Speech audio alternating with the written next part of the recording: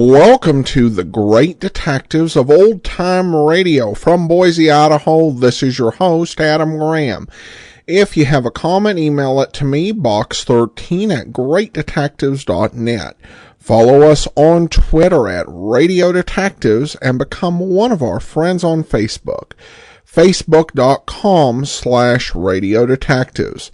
Before we get started, I do want to remind you the program is brought to you in part by the financial support of our listeners. You can support the show on a one-time basis at support.greatdetectives.net or become one of our ongoing Patreon supporters at patreon.greatdetectives.net. Now it's time for today's episode of Richard Diamond. The original air date is February the 16th, 1951, and this one is The Gray Man.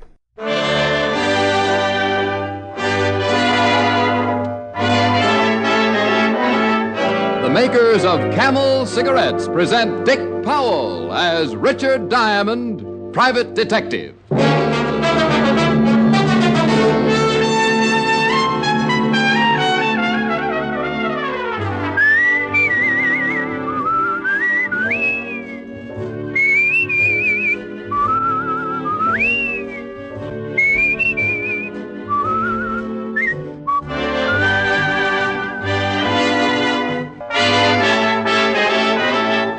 Here transcribed is Richard Diamond, Private Detective, starring Dick Powell.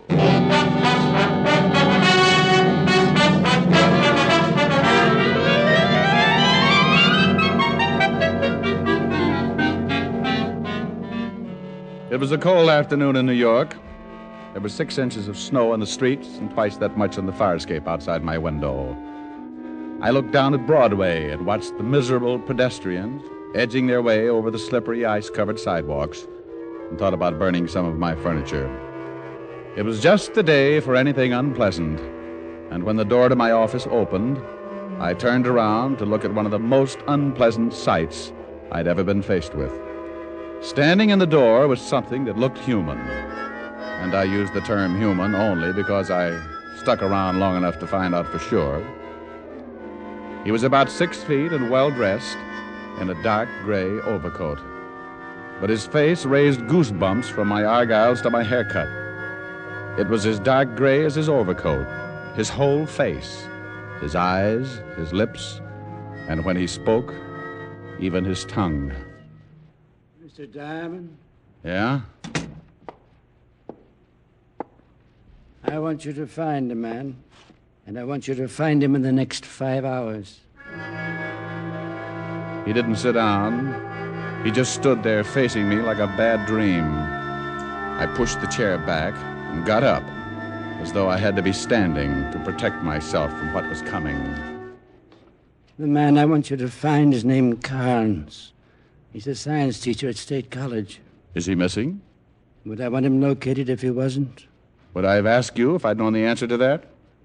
How much is your fee, Mr. Diamond? When I know what I'm getting into, $100 a day in expenses. Yes, 500. Find Louis Carnes in 5 hours and you get another 500. Does it matter if you know what you're getting into? I never go waiting if there's quicksand around. Not even for $1,000? I never like to count money when I'm suffocating. You only have to find Louis Carnes. I guarantee you'll live through it. And after I find him? You can spend your 1,000 and forget about it. Why do you want him found? I owe him a debt. I want to pay him. And why do I have to find him in the next 5 hours? Because that's how long I've got to live.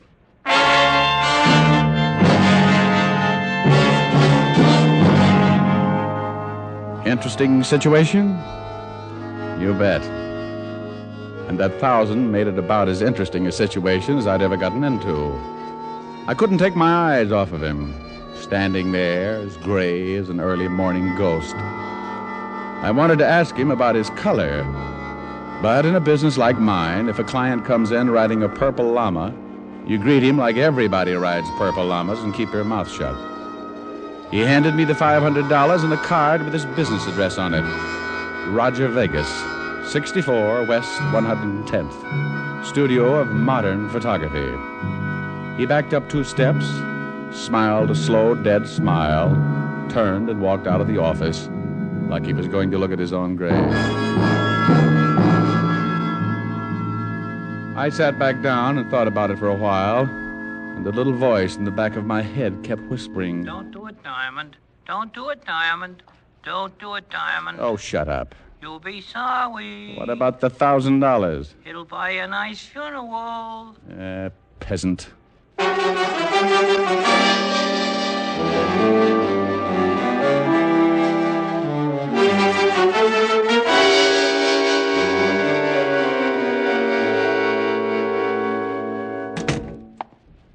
Well, if it ain't Richard Diamond, the overstuffed flatfoot. Well, if it ain't Sergeant Otis, the overstuffed flathead. Oh. No. Someday you'll be sorry. Well, everybody is sooner or later. Think of what your poor mother must have gone through. That ain't funny. I'll bet your father didn't think so either. Oh. Oh, Rick. Still picking on him? Oh, he'll be picked on until somebody plucks off that other head. What's up? Walter wants some information. If I can. History on a fellow named Roger Vegas. Here's his card. Also, a Mr. Louis Carnes, science professor at State College. Well, I'll try. What's it all about? Roger Vegas wants me to find this Louis Carnes. Wants to pay back a debt. What's unusual about that? I don't know. Oh, but you should see Roger Vegas. He'd scare you right into a dozen more ulcers. I doubt it. No room for any more. Well, the ones you've got would hide. You should see this guy, Walt. His face, his hands are dark gray. What about the rest of them? Now, wouldn't you know it if I got to ask him to take his clothes off? Very funny. What do you mean he's gray? Well, that's just what he is. Even his eyes. Not just the pupil, but the whole eye. The whole eye? Yeah. If he raised his collar, he could stick out his tongue, put a tie pin on it, and wear it with a dark blue suit. His tongue, too? Even his fingernails, his gums. I suppose his hair is plaid. Okay. But if you ever run into this guy in a dark alley, get set to faint. Well, I'll see what I can find out about him. I've got to have the information pretty fast.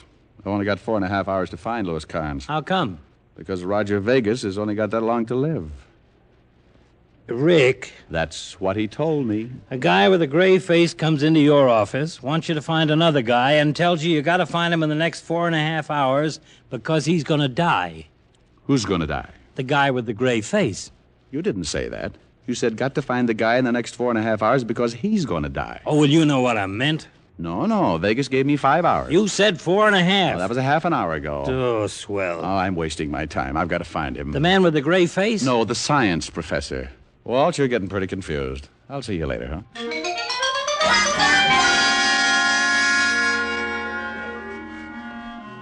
I left the 5th Precinct, grabbed a cab, and 20 minutes later I was walking across the campus of State College. Being Saturday, the big school was quiet and impressive as it stretched out over the dozen acres of snow-covered grounds. I located the administration building and found one lonely student working in the main office.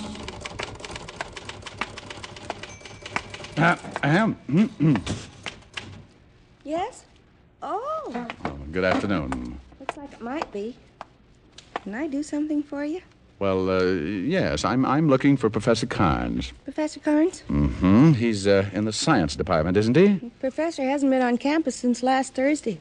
Faculty's been rather worried. You don't know where I could find him? No, but I'm through here in half an hour. I could help you look. Oh, I bet you could. You know where the professor lives? It's on file. Well, why don't you be a good little freshman and Junior.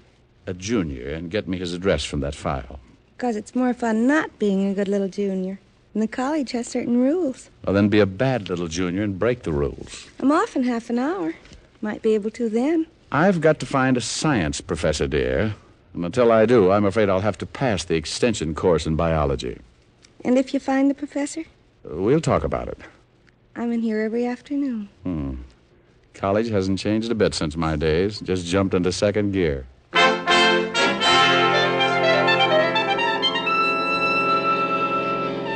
The cute little junior walked her sweater and saddle shoes over to a long file and came back with Professor Khan's home address.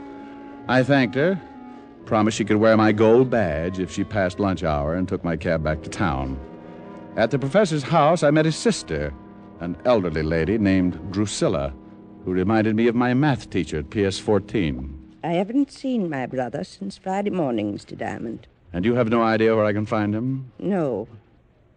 Why do you want to find him? Well, I I'm a private detective, Miss Carnes. I was hired by a man named Vegas. Oh, you know him? I most certainly do. Did he hire you to find my brother? That's right. He's not a good man, Mr. Diamond.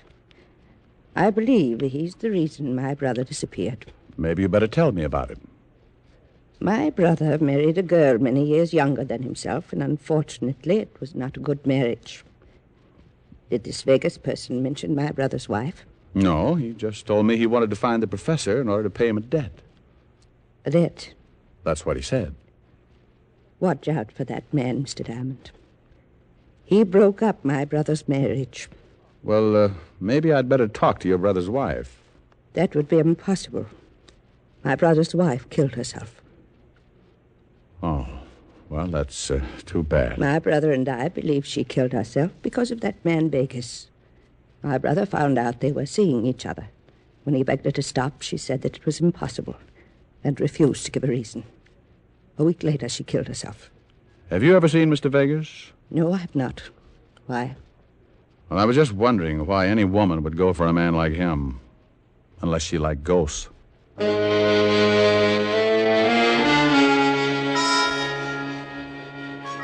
I left Drusilla Carnes and looked at my watch. It was 3 o'clock, and I had only 2 hours left to find the professor and earn my $1,000. On the way to the nearest phone booth, I thought about the case and wondered if the $1,000 would be worth it in the long run.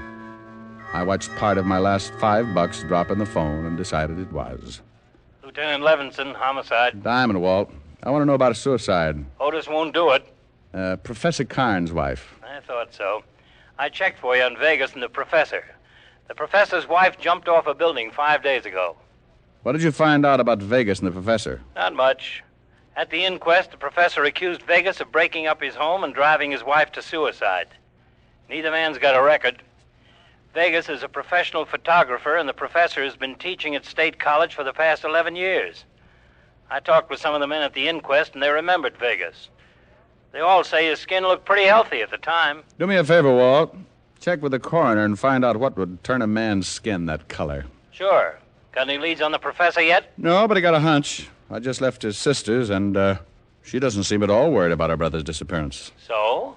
So if she isn't worried, there's a good chance she knows he's all right. And if she knows he's all right, she might know where he is. Oh, no wonder they made you a Lieutenant Walt. You keep thinking like that, and someday you might even take over for Sergeant Otis. Bye.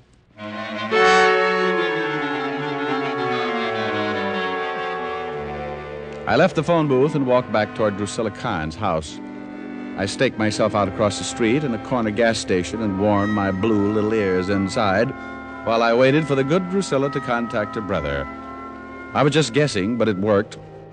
10 minutes later, Drusilla, dressed in a heavy fur coat that looked like it should be out on the river building a dam, walked out of her house and hailed a cab.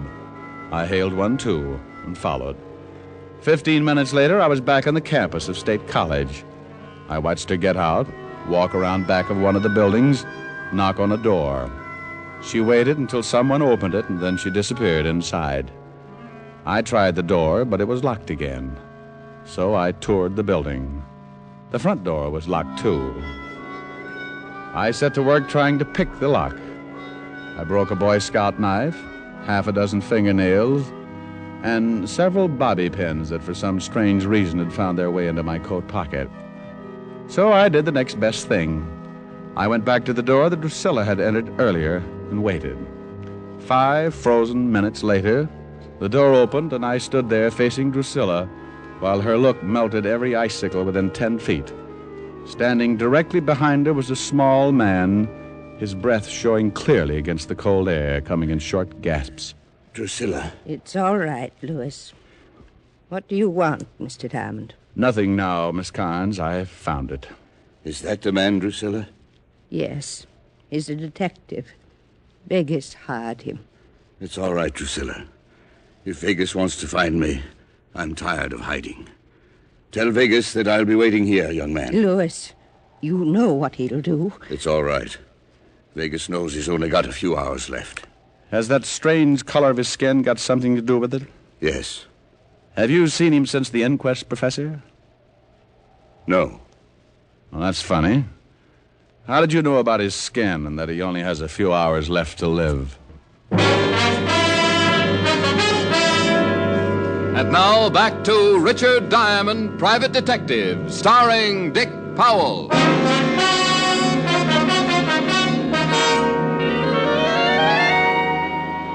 Well, I'd found the professor, and the $1,000 was close to being mine.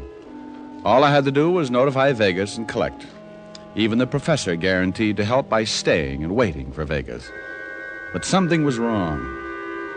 Standing there in the snow, looking at the timid professor, something began to smell to high heaven. I turned and walked away. Even if the professor was going to run, what was I supposed to do? Carry him piggyback until I located my dying client? The 1,000 was important, but there was a lot more that had to be solved in a hurry. I went back to town and over to the photography shop run by Roger Vegas. Yeah? Is there something... What's the matter? Huh? Oh, nothing. Nothing. Can I do something for you? I'm looking for Roger Vegas. Oh, he ain't in. Ain't I seen you someplace? You might have. I move around. Where can I find Vegas? He ain't here. I know he ain't. Where can I find him? Home, I guess. Home. That would be somewhere in New York, huh? I ain't supposed to give out the address. Who wants him? I do, and I ain't supposed to give out the name. You're pretty sharp. Sharp guy, huh? Tell him to call Richard Diamond. Richard Diamond. My family thought it up. Okay. You know me now? No. No, I was mistaken. Well, I'm surprised. I sent you to Sing Sing 10 years ago.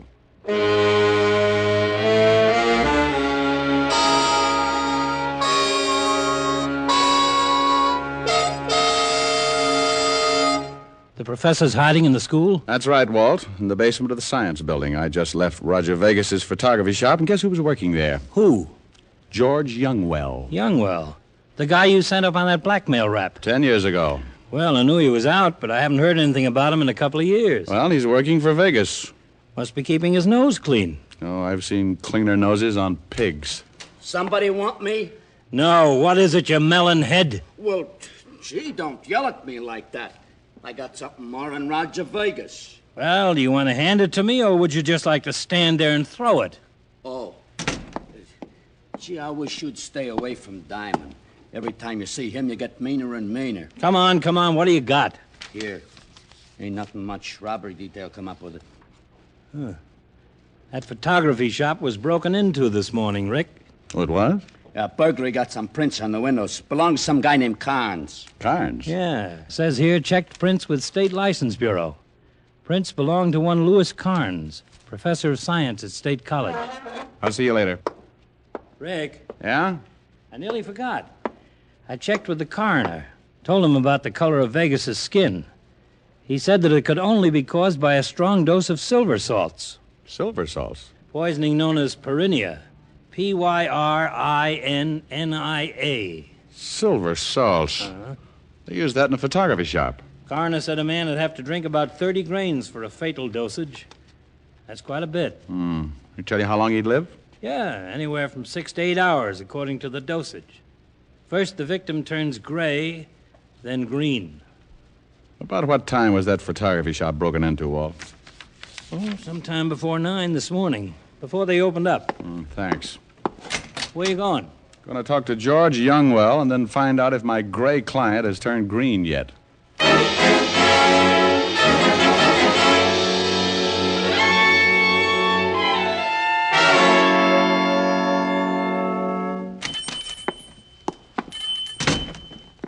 Hello, George. I told him, Diamond. I told him you wanted to see him. He said he was going over to your office. Oh, thanks.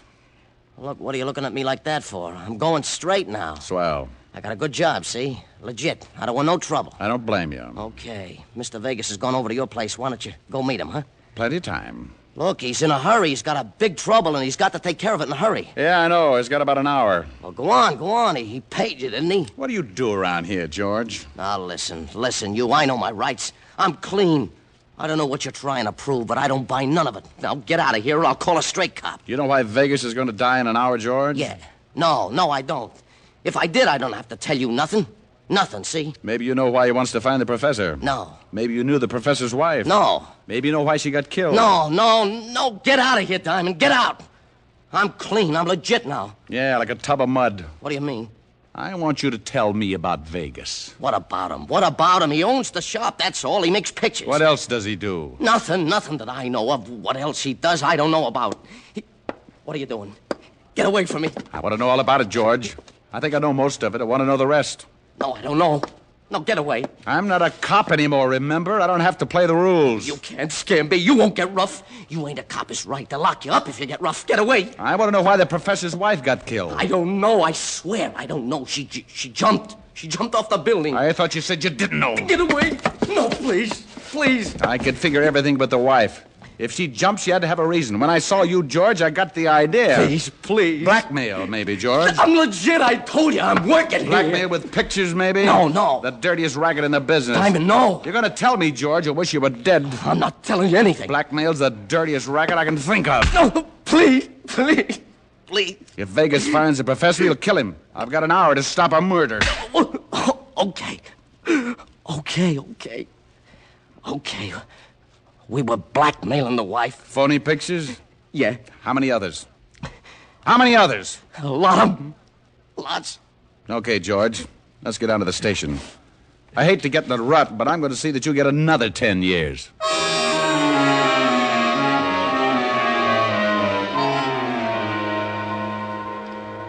I hauled George Youngwell down to the precinct and went back to see the professor.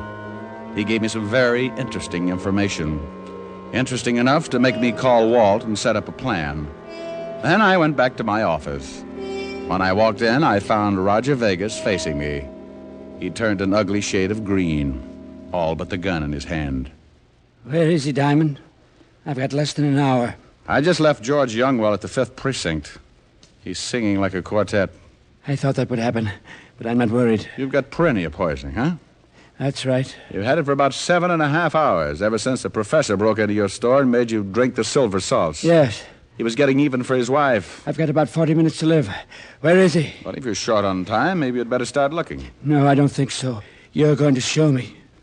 No, I don't think so. I can't argue. I guess you won't live through it after all. Oh, no. Wait a minute. Let's not lose our heads.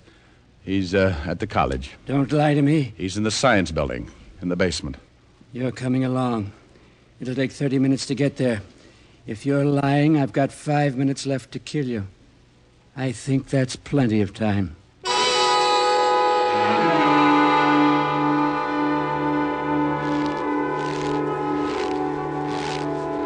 The professor's in this building. Is it open? It should be. Go ahead. Stop. I can't see anything. The lights are out. If you're lying to me, Diamond, if he's not here... He's here. Call him. Okay. Oh, Professor! Professor Carnes! Yes? Oh. He's in the back room. Tell him to come in. Will you come in here, Professor? Who is it? It's Diamond. The detective? Get him in here. Yes, Professor. All right. Yes, what is it, Mr. Diamond? Hello, Professor. Vegas. Yes. Surprise. No. No, I knew you'd hired this detective. I knew you'd come. Not too late, huh? All right, Professor. I've got but 5 minutes, so you're going to die before me. You're a pretty terrible man. Look who's talking. Break into my store, pull a gun on me, make me drink that stuff. You're a killer and you're going to pay for it. I'm not a killer yet. I haven't got the time to talk about it. You won't get away with it. You think you pulled it off just great, don't you?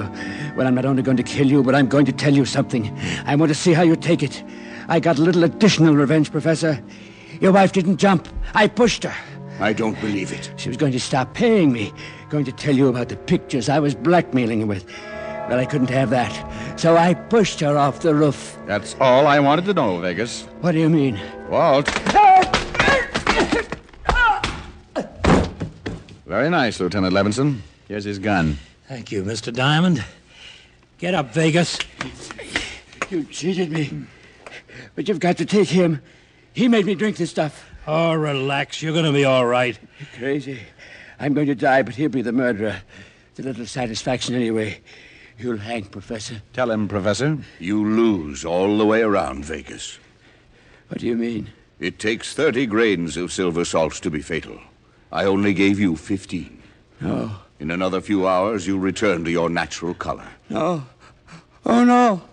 Oh, no. Don't be so unhappy, Vegas. You tried so hard to die, I think the state will do everything they can to see that you make it.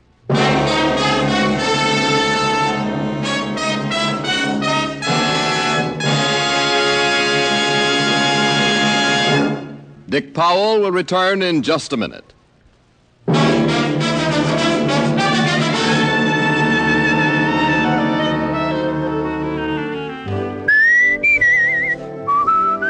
Dick Powell will soon be seen in the RKO picture Cry Danger. Tonight's adventure of Richard Diamond was written by Blake Edwards with music by Frank Worth. Our director is Helen Mack. Featured in tonight's cast were Virginia Gregg, Wilms Herbert, and Arthur Q. Bryan. Listen next week for another exciting transcribed adventure of Richard Diamond, starring Dick Powell. This is Your FBI. The official broadcast from the files of the FBI follows immediately. Stay tuned. This program came to you from Hollywood. This is the American Broadcasting Company. This is Andrea J. Graham, author of the Web Surfer series. Oh, and a Madam's Wife. You're listening to the Great Detectives of Old Time Radio.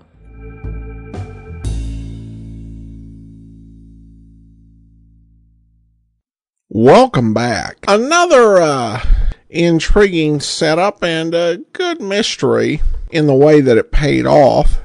Though I think it's fair to say the series on ABC has definitely seen a big tonal shift. Though I think that had been going on even in NBC.